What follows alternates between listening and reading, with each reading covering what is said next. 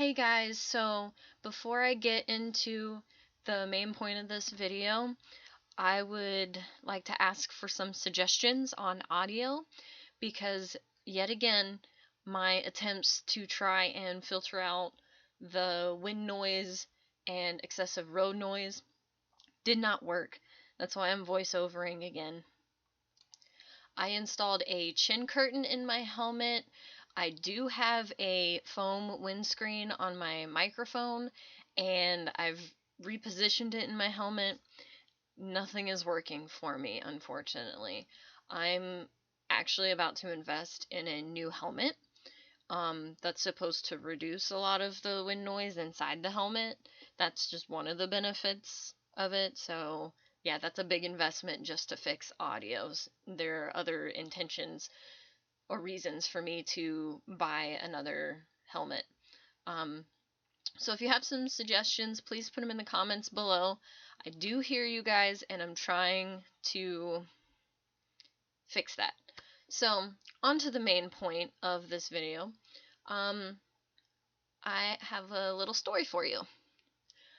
A couple weeks ago, I was gonna vlog, and when I got home from a school function, I decided to check the fluids in my car and the tire pressures and check everything out on the bike as well, since I was on that. In the process of doing that, I found pretty much no coolant in my reservoir, and actually I'll show you a picture of what it looked like right now. There was about 5 to 10 cc's of coolant in that reservoir. I paid the mechanic to do a coolant flush because I haven't learned how to do that yet. So I get it back with a pretty much empty reservoir. That makes no sense. So I called him. They said they would top it off for me, but I don't live in town. Hey, look who's there. Oh, there's a guy behind me too. Awesome. Nice.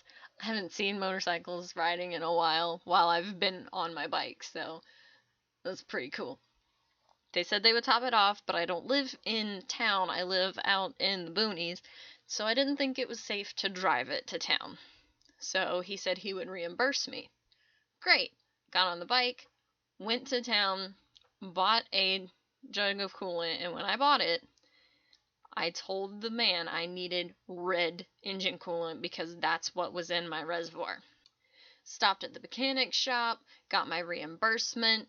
The guy who gave me my reimbursement actually thought I was a guy at first because I didn't take my helmet off or anything. It was quite amusing. He was so embarrassed. For those of you who don't know, I ride with a men's jacket right now, so that probably threw him off a little bit.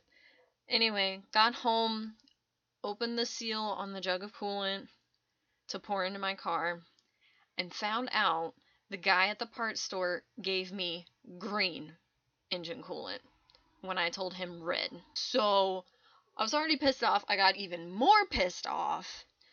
I was there when they unlocked the shop. Gave them my keys and said, you need to figure out what's going on, whether it leaked out, an air bubble in the line, but how do you lose that much coolant if there's an air bubble in the line? How is the reservoir that empty? Maybe somebody can explain it to me. That makes no sense to me. So while they were fixing it, I walked down to the parts store, got my money back, told them that the guy that gave it to me was a dumbass, walked all the way back.